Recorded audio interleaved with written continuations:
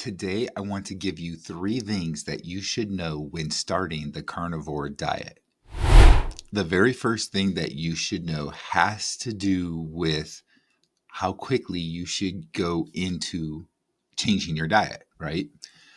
When you are changing from a standard diet where you're eating a lot of carbs and you go to basically eating no carbs and just eating meat products, that kind of thing, it's a big change in your diet, in your system.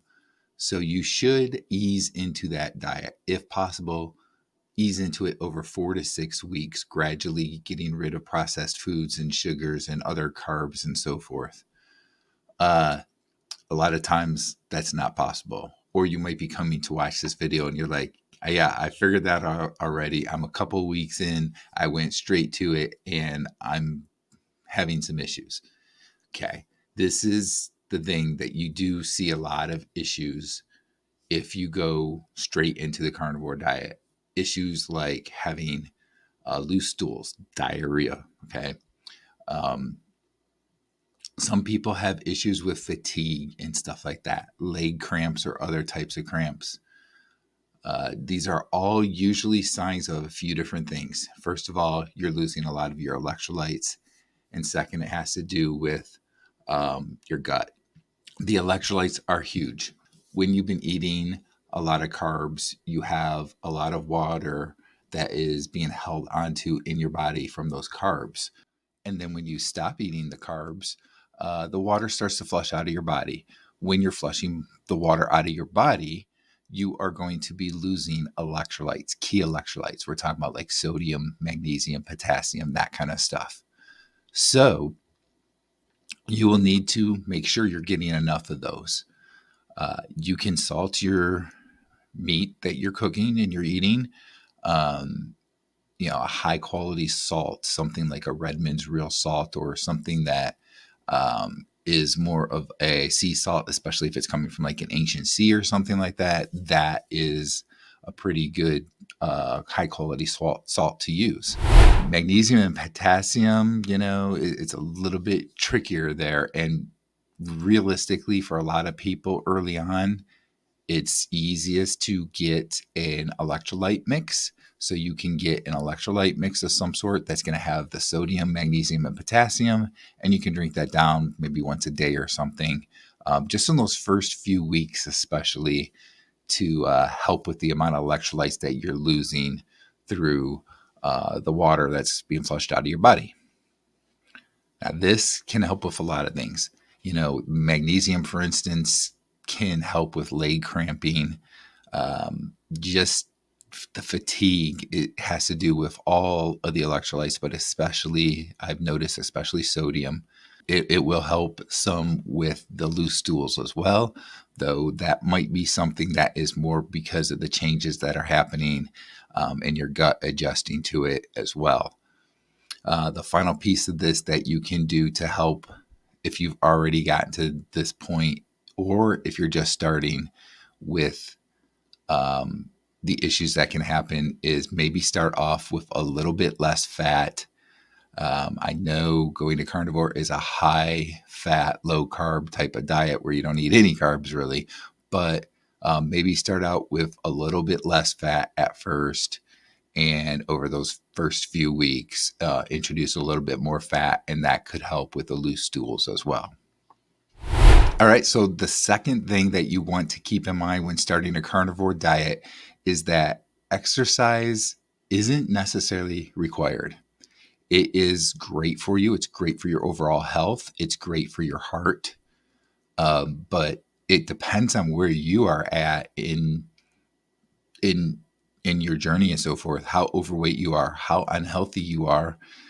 You might want to not really do any exercise at first and get the eating down. Make sure that you're doing that all properly. Or maybe just some very light walking or something like that, just to kind of get moving a little bit.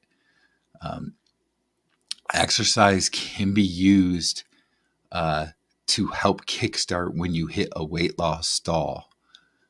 So that's something that you can use in that aspect. Usually that isn't right away, though. That's usually a little bit into doing the diet. But nonetheless, exercise is great for you. The best exercise for you is going to be high intensity interval. So HIIT, high intensity interval training.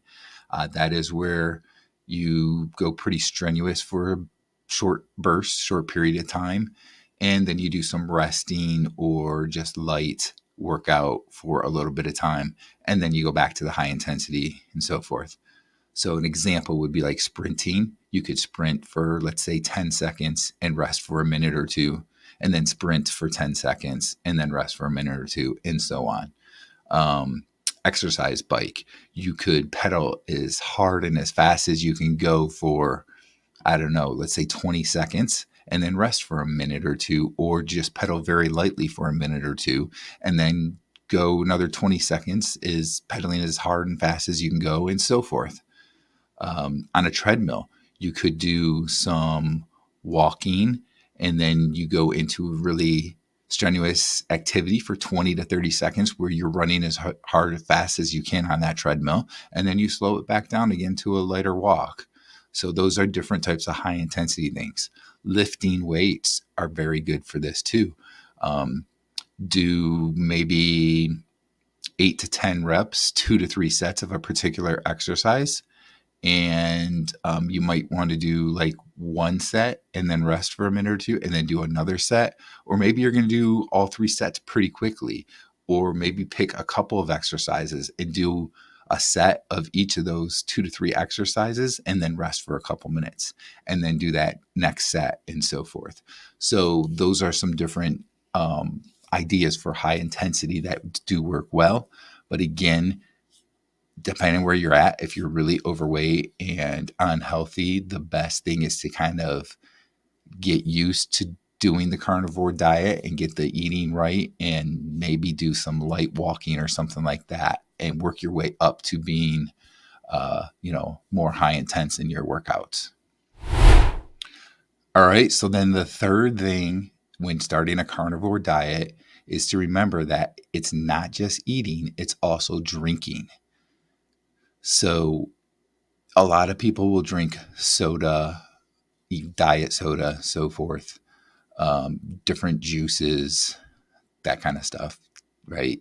And the reality is that there are sugar or fake sugars and so forth in those things, and they are going to hinder some of your weight loss. And if you have different pain like joint pain or something, it's going to keep you from really getting the full relief that you should be getting from that. So you want to try and go to drinking water or unflavored sparkling water as much as possible. Here's the key, though. It is very hard to just go from drinking soda or drinking diet soda to not drinking it anymore. So you need to learn how is the best way to ease out of that.